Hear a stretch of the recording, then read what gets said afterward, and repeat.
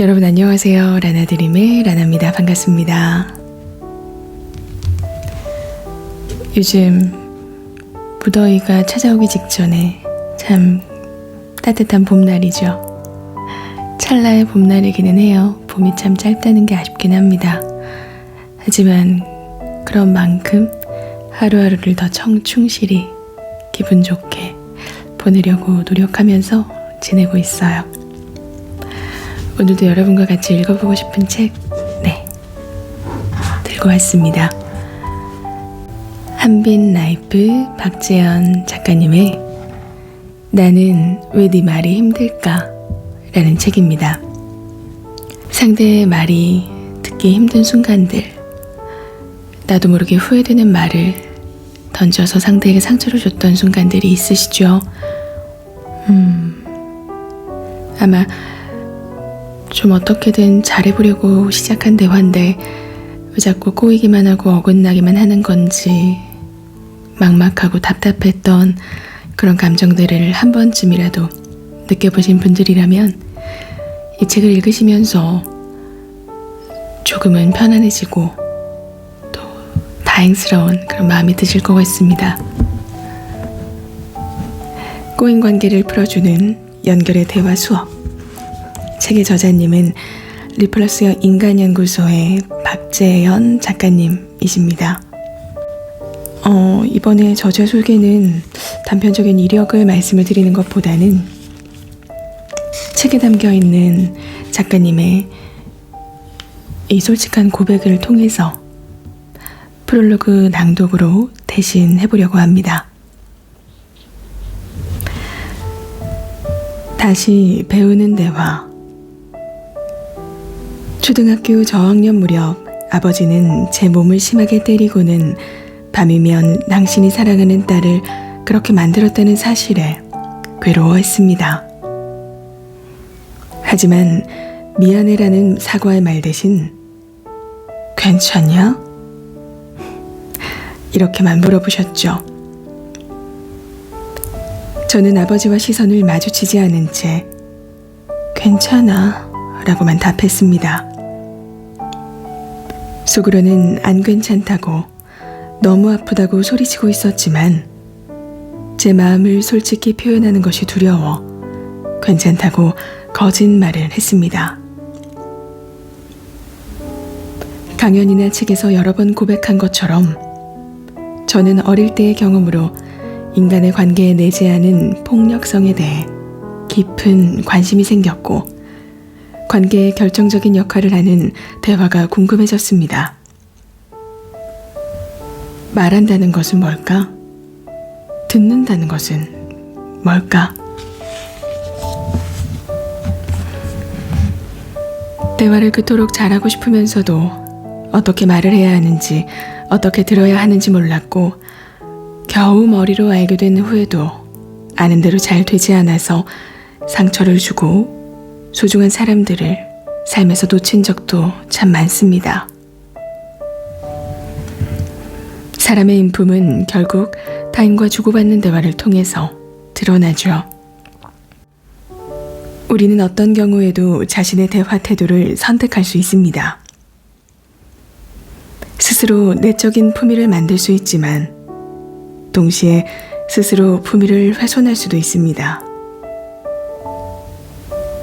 대화를 배운다고 어느 날 갑자기 인품이 변하지는 않습니다. 상대가 갑자기 내 말을 잘 듣는 것도 아니며 나를 싫어했던 사람이 갑자기 나를 좋아하게 되는 일도 없습니다. 그러나 상대를 보는 나의 시선이 변하고 그들을 이해하는 나의 역량이 커질 수 있습니다.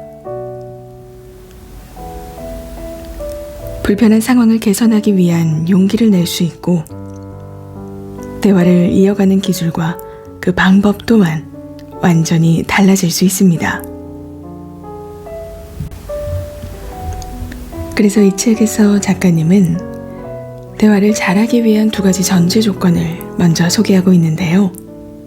그 첫 번째는 우리가 언젠가 이 세상을 떠나는 유한한 존재라는 사실을 기억해야 한다는 것입니다. 현대인은 마치 죽지 않을 것처럼 살아갑니다.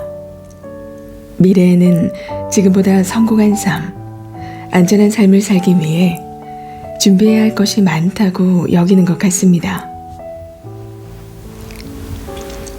그래서 사랑하는 가족, 친구와의 시간도 보류하고 자녀와 마주 앉아 일상을 이야기하는 시간도 급하지 않다고 여기죠.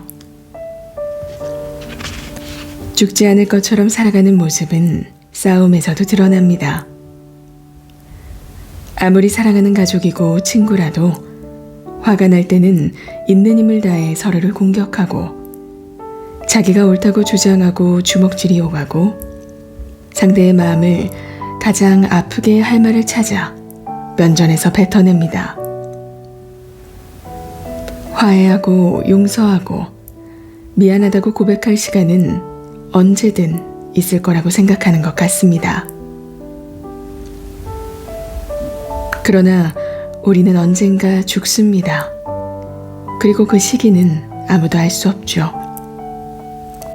그래서 살아간다는 것은 곧 죽어간다는 것과 동일한 의미입니다. 우리는 오늘을 살아가지만 하루를 더 죽어가고 있습니다. 오늘 아침 모질게 내뱉은 말 한마디가 사랑하는 부모님이 들은 인생의 마지막 말이 될 수 있습니다. 다시는 부모님께 용서를 구하지 못할 수도 있는 거죠. 아이와 같이 노는 작은 행복을 미루며 살았는데 오늘이 아이와 놀 수 있는 마지막 날일 수도 있는 겁니다. 눈을 감는 그 순간 아이에게 작은 추억 하나 남겨주지 못할 수도 있습니다. 그래서 언젠가 우리가 죽는다는 것을 늘 기억한다면 그 기억은 삶에서 중요한 것이 무엇인지 알게 해주고 어떻게 말하고 들어야 할지에 대한 지혜를 줍니다. 두 번째는 우리가 스스로 말과 행동을 선택할 수 있다는 것을 믿는 겁니다. 아침에 눈을 뜨면 오늘 내가 원하는 것이 뭘까? 라는 생각보다는 오늘 해야 하는 일이 뭐지? 이런 생각을 습관적으로 했습니다. 해야 하는 일이라는 그 행위에만 집중하면 그 일을 해내긴 하겠지만 그 일이 자기에게 어떤 의미가 있는지를 발견하기란 쉽지 않습니다. 즉, 해야 하는 일이 무엇인지는 알아도 그 일을 통해 자신이 원하는 무엇이 충족되는지는 대답하기 어려워집니다. 이런 의무적인 삶의 태도는 우리가 살아가면서 많은 것을 선택할 힘이 있다는 사실을 자꾸만 잊어버리게 만듭니다. 대화도 이와 같죠. 미안하다는 말, 고맙다는 말을 형식적으로, 의무적으로 하고 심지어 사랑한다는 말도 습관적으로 합니다. 예를 들어 상대가 나 오늘 힘들어 라고 말을 할 때 그 말을 이미 여러 번 들었다면 그 말은 이미 듣기 싫은 말이 되어버립니다. 그러면 넌 또 그 소리냐? 너만 힘드냐? 이렇게 자신도 모르게 한마디 툭 던지고 말죠. 깊이 생각해서가 아니라 나도 모르게 나오는 말이 지금 누군가 우리가 나누고 있는 그 대화가 되고 관계가 되어버립니다. 이런 대화는 상대가 준 자극과 내가 상대에게 보여주는 반응 사이에 어떠한 공간도 없이 습관적으로 받아치는 무의식적인 대화의 구조를 그대로 보여줍니다. 그래서 이 책에서는 자극과 반응 사이에 잠시 멈추고 호흡을 고르고 곰곰이 호기심을 가지고 생각해 볼 수 있다면 우리의 대화는 달라지고 그로부터 다른 관계를 맺을 수 있다고 소개하고 있어요. 여러분도 이 책을 읽으시는 동안에 우리 각자가 갖고 있는 마음속의 심리적인 공간에서 상대가 한 말을 듣고 잠시 멈추고 호흡을 가다듬는 순간들, 그리고 그 이야기에 비난이나 원망보다는 호기심을 가지고 궁금해하는 마음으로 나의 말과 행동을 스스로 주체적으로 선택할 수 있는 그런 용기와 지혜를 갖게 되지 않으실까 싶습니다. 책의 목차는 총 5가지로 나누어져 있는데요. 우리의 대화를 어렵게 만드는 단절의 대화 요소들부터 관계를 행복하게 연결해주는 연결의 대화 요소 5가지 알아차림에 대한 이야기가 담겨 있어요. 저는 오늘 이 부분을 조금씩 나눠보려고 합니다. 이어서 상대의 말을 왜곡하지 않고 있는 그대로 수용하고 이해하는 듣기 연습, 그리고 그 뒤에는 자신의 정직한 의도를 전달하는 올바른 말하기 연습, 건강한 관계를 나누는 나눔 연습까지 참 따뜻하고 세심한 고민의 흔적이 느껴지는 그런 글이 가득한 책입니다.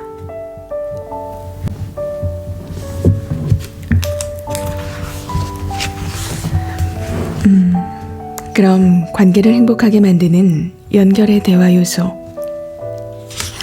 천천히 하나씩 읽어볼게요. 관계를 행복하게 만들기 위한 대화는 모두 알아차림에서 시작된다고 합니다. 그 첫 번째는 바로 관찰인데요. 관찰은 보이는 대로 들리는 대로 묘사하는 능력을 말합니다.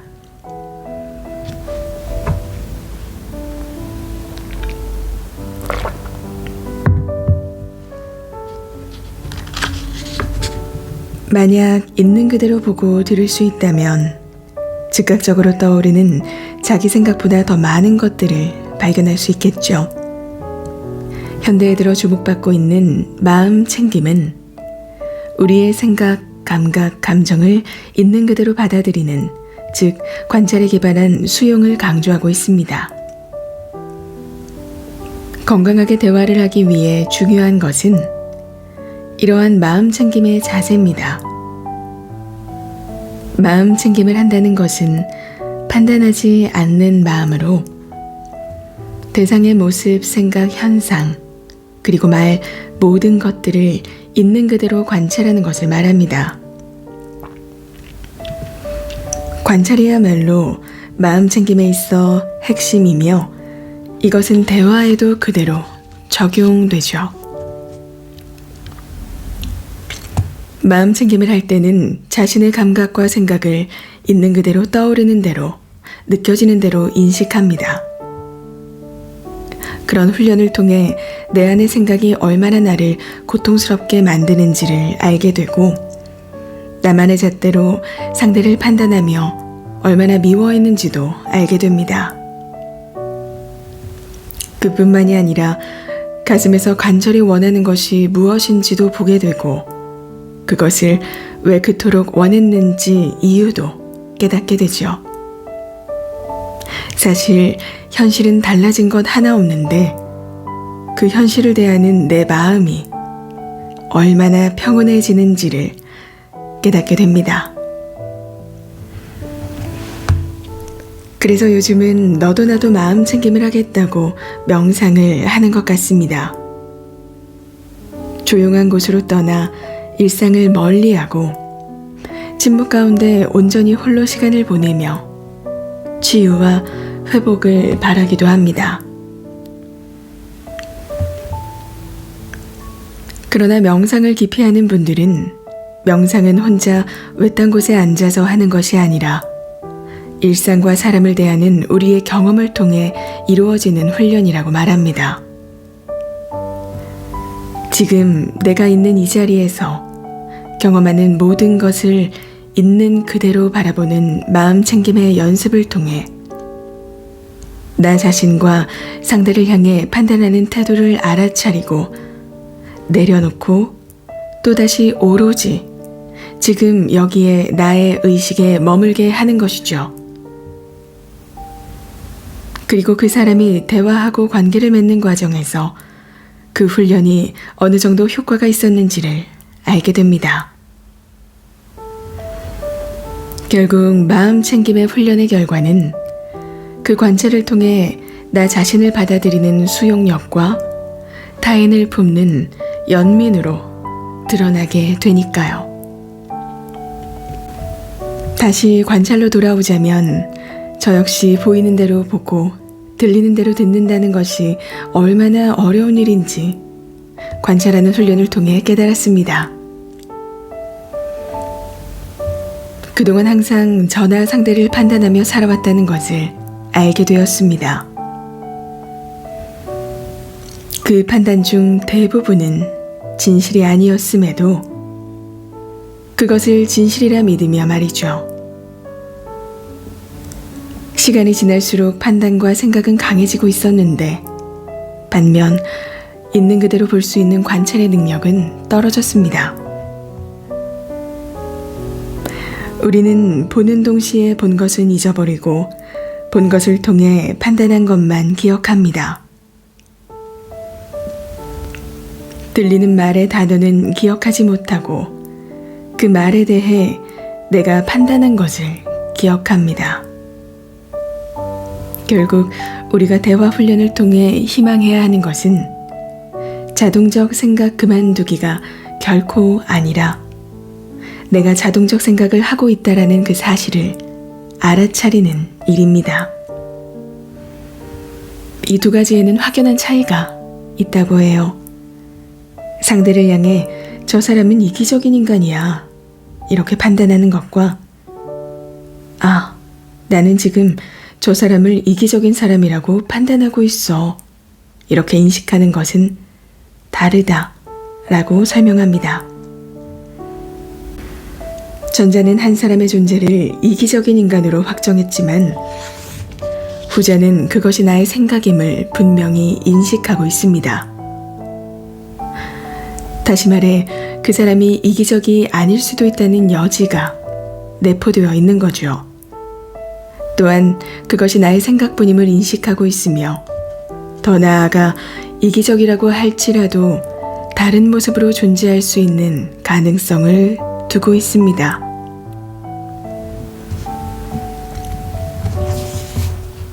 책에는 많은 수강생분들의 상담 사례가 잘 담겨 있습니다. 그 가운데 한 분의 사례가 이렇게 적혀 있네요. 저는 이혼한 부모님을 늘 원망했습니다. 부모님의 이혼이 저에게 준 수치를 견딜 수가 없었어요. 부모의 이혼은 수치다 라는 생각은 저에게 늘 꼬리표처럼 따라다녀서 누구와도 편안하게 이야기를 나눌 수가 없었죠. 대화 수업을 하며 얻은 가장 큰 수학은 부모님의 이혼을 수치라고 생각했던 나의 생각을 다시 인식하게 되었다는 겁니다. 아, 내가 부모님의 이혼을 수치스럽다고 생각하고 있었구나. 이렇게 알아차리는 것만으로도 다른 가능성을 두게 되었죠. 즉, 수치일 수도 있고 아닐 수도 있다는 겁니다. 저를 포함해 많은 사람이 그렇게 생각할 수도 있고 아닐 수도 있어요. 저마다 다르게 생각할 수 있다는 것만으로도 저는 꽤 자유로워졌습니다. 이 핵심에는 관찰이 있다고 말합니다. 보이는 대로 보려는 노력, 들리는 대로 들어보려는 노력, 이것을 우리는 관찰이라고 정의합니다. 우리의 생각을 가급적 섞지 않고 표현하는 것.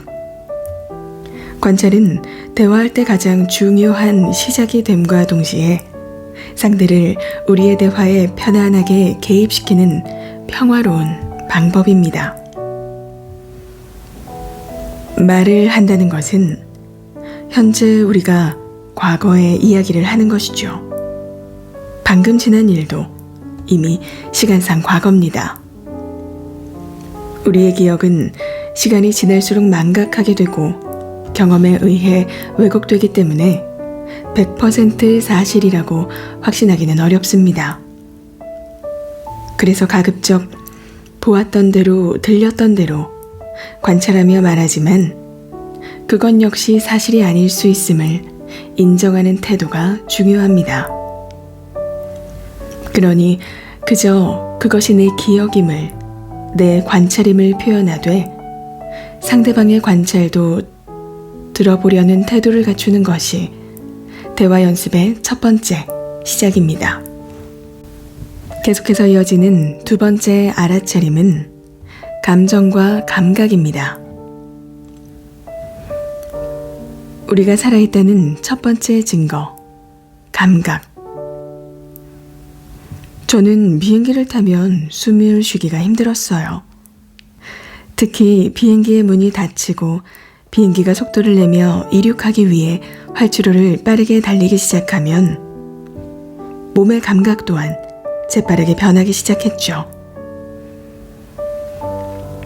어려서부터 공황 증상이 있었고 수년간의 알아차림 연습을 한 덕분에 편안하긴 하지만 지금도 여전히 비행기에서의 경험은 아주 유쾌하지는 않습니다. 몇 년 전 친구와 함께 싱가포르로 여행을 떠났던 날이 있었습니다. 비행기를 타면 예전보다는 많이 편안해졌지만 여전히 이륙할 때는 긴장을 하는 편이었던 저는 비행기가 활주로를 달리기 시작했을 때 친구를 바라보며 물었습니다. 정은아, 괜찮니? 친구는 제가 왜 이 말을 건네는지 금세 알아차리곤 미소를 지으며 제 손을 잡고 눈을 보며 말했습니다. 재원아, 너 나랑 지금 같이 있어. 그뿐이야. 친구의 말을 듣고 저는 어떤 생각이 저를 매우 불편하게 만들고 있음을 알아차렸습니다.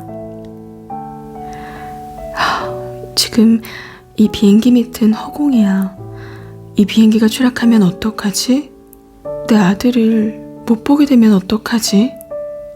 네, 이런 생각들을 하셨던 거죠. 하지만 작가님은 이내 생각을 바꾸고 깊은 호흡을 천천히 몇 차례 한 이후에 몸이 다시 따뜻해지고 근육이 이완됨을 느끼셨다고 합니다. 이 사례를 통해서 확인할 수 있듯 생각은 감각을 만들어내기도 하고 또 행동을 바꾸기도 합니다. 작가님은 주먹을 꽉 쥐고 손잡이를 잡고 안전벨트를 확인하던 그 행동들을 멈추고 친구와 눈을 마주보고 여행지에서 무엇을 할지 대화하기 시작했다 라고 이야기하고 있습니다. 이처럼 감각과 감정은 우리에게 어떤 정보를 전달해주는 신호등과 같습니다. 우리에게 휴식이 필요하거나 또 타인을 배려하라는 신호를 주기도 하죠. 그러나 때때로 감각 뒤에 따라오는 생각 때문에 그 생각에 집착하게 되면 몸과 마음은 고통스러운 상황에 부딪히게 됩니다. 감각에 대해 가장 정확히 알려줄 수 있는 대표적인 사례로 공황 증상이 있습니다. 특정한 상황을 위협적으로 받아들이면 걱정과 함께 다양한 신체 감각들이 분명하게 느껴집니다. 이때 불편한 신체 감각을 경험함과 동시에 심각한 결과를 예상하는 파국적 해석을 하게 되고 이로 인한 불안은 다시 신체 감각을 강하게 증폭시키고 더욱더 극단적인 해석을 하는 악순환을 가져오고 결국엔 공황 발작을 경험하게 됩니다. 우리의 생각이 우리의 감각과 감정을 오래 붙잡고 지배하게 되는 것이죠. 정리하면 감각과 감정은 한 부부 밑에서 태어난 쌍둥이 형제 같은 것이죠. 일상에서도 동일한 경험을 하기도 하는데요. 아침에 일어나 기움 없음이라는 감각의 신호를 보내면 오늘 힘들겠네 라는 생각이 자연스럽게 뒤따릅니다. 그러면 그 생각을 계속해서 집중하게 되어 무기력하고 우울해지는 거죠. 반대로 눈을 떴는데 기운이 나면 떠오르는 생각은 조금 다르겠죠. 오늘 힘이 나겠는데? 이런 생각에 집중하게 되면 더욱더 활기차지는 것과 마찬가지입니다. 우리가 이렇게 감각을 느낄 수 있다는 것은 우리 몸이 제대로 기능하고 있다는 뜻이며 살아있다는 신호이기도 합니다. 만약 우리 몸이 죽어서 더 이상 기능하지 않는다면 어떠한 감각도 느낄 수 없을 테니까요. 두 번째로 우리가 살아있다는 증거는 감정입니다. 만일 누군가가 우리 팔을 꼬집었다고 상상해 볼까요? 그때 우리는 모두 촉각을 느낍니다. 따끔거리는 그 촉각은 분명한 감각이겠죠. 그런데 그 사람이 여러분이 너무 싫어하는 사람이라면 어떤 감정을 느낄까요? 이 사람이 왜 이래? 이런 생각과 함께 아마도 어이없고 불쾌할 수 있을 겁니다. 반대로 사랑하는 애인이거나 좋아하는 친구라면 어떨까요? 이 사랑스러운 사람이 왜 장난을 치지? 이런 생각과 함께 호기심이 들고 궁금한 마음이 들 수 있습니다. 꼬집힘이라는 같은 자극이라도 감정은 우리의 생각에 따라 달라질 수 있는 거죠. 이렇게 감정은 우리의 필요나 욕구에 따라 달라질 수 있다고 합니다. 앞서 보셨던 작가님의 비행기 안에서의 그 사례를 보면 비행기 안에서 안전이라는 욕구가 굉장히 중요했기 때문에 불안을 느끼셨지만 또 친구와 함께 있다는 사실을 인지하자마자 그 순간 안정감이라는 욕구가 충족되면서 다시 편안한 감정을 느낄 수가 있었던 거죠. 즉, 감정은 우리가 바라는 필요나 욕구가 충분히 만족되었는지, 만족되지 않았는지를 알려주는 신호 역할을 합니다.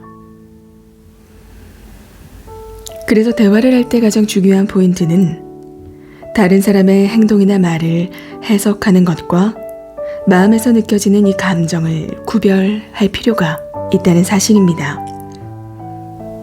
우리는 종종 감정을 표현할 때 생각과 판단을 혼동하고 또 섞어서 표현하곤 합니다. 혹은 자신의 현재 감정을 정확하게 인식하지 못하고 감정을 억압하고 생각만 하며 표현하기도 하죠.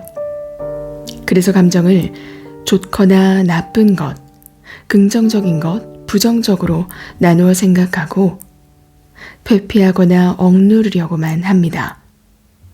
그러나 우리 몸의 감각과 감정은 우리에게 어떤 것을 솔직하게 알려주는 신호입니다. 이번에도 내담자 한 분의 이 상담 사례를 낭독해 보겠습니다. 제가 승진했다는 사실을 알았을 때 감정이 어땠냐고 물으셨을 때 저는 좋았습니다, 끝내줬습니다 라는 말 이외에는 떠오르는 단어가 없었습니다. 여러 번 감정을 물으셨을 때 점점 아리송해졌죠. 좋았다고, 끝내줬다고, 기분이 째졌다고 아는 말을 다 했는데도 선생님은 그건 감정이 아니라고 하셨습니다. 몸이 어떻게 변했던 것 같냐는 그 질문을 받았을 때야 비로소 심장이 마구 뛰었다, 열이 훅 올라왔다 이렇게 인식할 수 있었고 감정의 단어로 흥분되고 벅차고 설렜다 이렇게 표현할 수 있었습니다. 승진하니까 어때? 라는 사람들의 승진 축하 인사를 받으면 저는 의례적으로 이제 역할에 걸맞게 더 잘해야죠 라고 대답하곤 했습니다. 생각을 해보면 평소 누구도 저에게 어떤 마음인지 감정인지 물어보지 않았던 것 같습니다. 다들 어떻게 해야 하냐 묻기는 했어도 제가 어떻게 느끼는지는 관심이 없었거나 아니면 그도 감정을 몰랐거나 둘 중 하나였겠죠. 저는 늘 생각을 했고 그게 좋은지 나쁜지만 관심이 있었습니다. 부정적인 감정은 느끼지 않으려고 하거나 또는 없애려고만 했었어요. 이제 최소한 제 아이들에게는 감정을 알려주고 표현할 수 있는 부모가 되고 싶어졌습니다.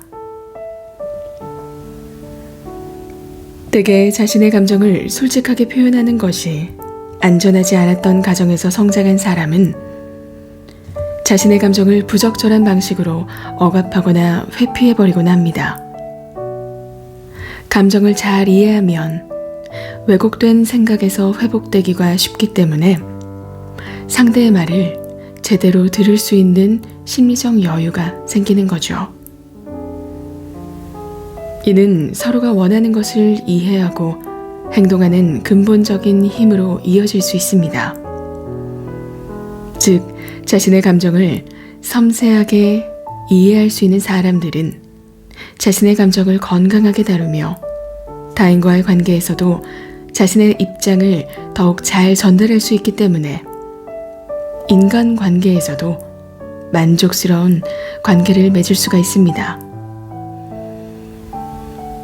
다시 말해 관계를 회복하기 위한 그 시작은 나의 감정을 섬세하게 이해하는 것이랍니다. 여러분은 어떠신가요? 여러분은 여러분 스스로 감정에 솔직한 편이신가요? 그리고 세세하게 들여다보고 계신가요?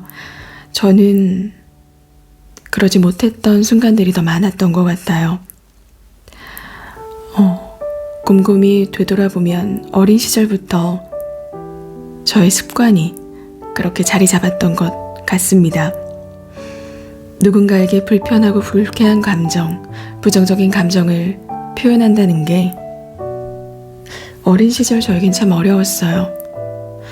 그보다는 예쁘고 좋은 말, 긍정적인 감정을 표현하면서 칭찬을 받거나 인정을 받거나 좋은 분위기를 형성하는 것이 훨씬 저에게는 편안한 일이었습니다. 물론 그런 저의 습관이나 성향이 좋은 쪽으로 발전된 부분도 있습니다. 제가 일을 하거나 사람을 만날 때 소통을 할 때 주로 그런 이야기를 종종 듣곤 하거든요. 어쩜 그렇게 말을 예쁘게 하세요? 네, 칭찬이잖아요. 감사한 말입니다. 그런데 그렇게 예쁜 그리고 긍정적인 감정이 아닌 순간이었을 때에도 저는 자꾸만 그렇게 표현하려는 관성에 갇혀버린 채 제 감정의 민낯을 아주 솔직하게 들여다볼 용기는 내지 못했던 것 같습니다. 사실 돌이켜보면 어쩌면 저는 미움받을 용기가 조금은 부족했던 사람이었던 거겠죠. 감정이라는 게 참 어렵잖아요. 눈에 보이지 않으니까요. 그런데 이 책을 쭉 읽으면서, 특히 이 페이지를 읽으면서 많은 위안과 또 위로를 받았던 이유는 저뿐만 아니라 많은 분들이 그럴 수 있겠다. 왜곡된 생각 그리고 편향된 감정에 갇혀서 진짜 상대방의 말을 제대로 듣고 또 내 이야기를 전할 수 있는 그런 심리적 여유가 부족했을 수 있겠구나. 우리 모두가 그럴 수 있겠구나 라는 생각이 들었습니다. 그래서 이 책에서는 우리가 대화를 나눌 때 항상 느끼게 되는 이 감정을 이렇게 표현합니다. 감정이란 우리가 원하는 것이 이루어지거나 이루어지지 않았을 때 내 마음에서 보내는 신호라고요. 근데 이게 눈에 보이지는 않잖아요. 그래서 때때로 어렵게 느낄 수 있는데, 근데 여러분, 이 책은 그걸 이렇게 눈앞에 잘 정리해서 보여주고 있습니다. 감정 목록이 담겨 있어요. 원하는 것이 이루어질 때 내 마음은 진정되는, 통쾌한, 흡족한, 후련한, 신나는, 즐거운 이런 감정의 신호를 느끼죠. 반면에 원하는 것이 이루어지지 않았을 때 우리 마음에서는 어떤 신호를 보내고 있을까요? 거북스러운, 근심스러운, 비참하고 허전한, 피곤하고 지친, 억울한, 언짢은 이런 감정들을 우리 누구나 느끼며 살아갑니다. 하지만 이런 감정을 있는 그대로 받아들이고 표현하고 알아차리는 것이 어떤 연유로든 어려웠던 사람들에게 이 책은 질문을 던지고 있습니다.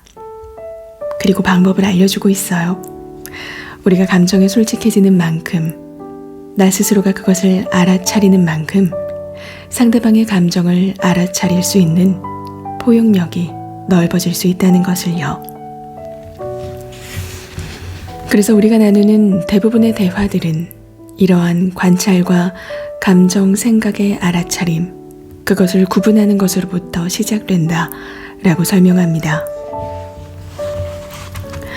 여러분이 이 책을 천천히 차분히 읽으시면서 굳이 말하지 않아도 알아주었으면 하는 그 마음이 일종의 욕심일 수 있었다라는 사실을 깨닫게 되실 거예요. 내게 꼭 필요한 것이 있다면 상대에게 언제든 정직한 의도로 요청을 하는 건 역시 평화로운 대화를 위해서 꼭 필요하다라는 걸 느끼실 수 있을 겁니다. 과한 배려심이나 또 애꿎은 자존심 때문에 내가 필요로 하는 것을 제대로 전달하지 않은 채 그저 마음속으로만 내심 바랬던 그런 순간이 있으셨나요? 그런 분들에게 이 책에선 이렇게 이야기하고 있어요. 우리 인간은 언제든 취약해질 수 있고 그럴 때 누군가에게 의지할 필요가 있다고요. 또한 우리의 능력은 어느 정도 한계가 있기 때문에 누군가의 도움이 필요한 상황은 언제나 발생할 수 있다고 말합니다. 또 누군가에게 도움을 요청할 때 그 요청을 받는 상대는 자신을 가치 있는 존재로 인정받았다고 느낄 수 있습니다. 요청을 서로 주고받을 때 성장, 신뢰, 친밀감과 재미의 그 욕구들이 충족될 수 있는 것이죠. 스스로에게 솔직하고 건강한 자아를 가진 사람은 타인에게 요청과 도움을 구하는 것을 상대와 더 가까워지는 기회로 여긴다고 합니다.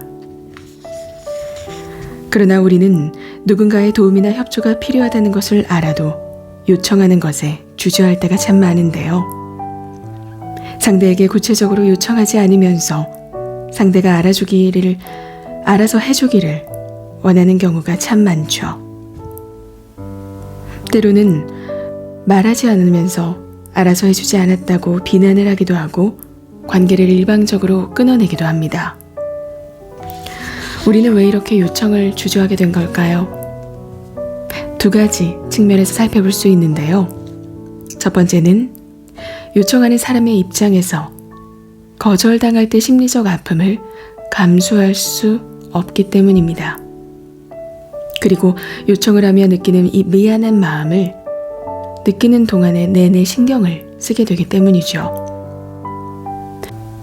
요청하는 사람의 입장에서는 또 무능력해 보이거나 자존심이 상하는 등 그런 순간들을 감수해야 한다라고 느끼기도 합니다. 반대로 요청을 받는 사람의 입장에서는 자기가 하고 있던 일을 중단해야 할 수도 있고요. 그 요청을 수용하는 과정이 번거롭고 불편할 수도 있겠죠. 때로는 납득이 되지 않아서 짜증이나 화가 날 수도 있습니다. 요청하는 사람의 태도가 만일 조금 불편하다면 그 태도 때문에 기분이 상하는 과정을 경험할 수도 있다는 거죠. 이러한 심리적인, 사회적인 비용 때문에 우리는 건강한 요청과 수용을 제대로 나누지 못하고 살아갑니다. 하지만 우리는 누군가 상호적 관계로 더불어 살아가기 위해서 건강한 방식의 요청을 배우고 누군가에게 또 건강한 요청을 할 필요가 있습니다. 여러분들이 대화를 나누면서 말하지 않고도 상대가 내심 알아주기를 바랐던 그런 순간들이 떠오르신다면 이 책의 행복한 관계로 연결되는 대화 요소, 세 번째 알아차림까지 깊은 공감을 통해 읽으실 수 있을 겁니다. 이 책을 읽는 동안 저는 참 감사하고 다행스러운 감정을 많이 느끼게 됐어요. 그동안 제가 느껴왔던 감정, 또 해왔던 생각과 판단들이 어떤 측면에서 어떻게 해석되고 또 정리될 수 있는지 좀 더 깊이 고민하고 조금 더 넓은 차원으로 대화를 들여다본 한 사람의 따뜻한 이야기가 담겨있는 책입니다. 나는 왜 네 말이 힘들까? 이 책의 제목을 듣자마자, 이 질문을 듣자마자 여러분 각자 많은 순간들이 떠오르시겠죠? 그 순간들을 이 책을 곁에 두고 읽으시는 동안 다시 새롭게 바라보실 수 있을 거라는 생각이 듭니다. 그리고 이 책을 만나기 전보다는 조금 더 편안하게 건강하게 대화하실 수 있을 거라고 생각해요. 우리 조금 더 따뜻하고 진솔한 듣기와 말하기 연습으로 함께 걸어 나갔으면 좋겠습니다. 끝까지 들어주셔서 여러분 감사드리고요. 저는 다음 시간에도 더 좋은 이야기, 더 좋은 책으로 돌아오겠습니다. 언제나 여러분들의 편안한 소통을 응원합니다. 그럼 편히 쉬세요. 고맙습니다.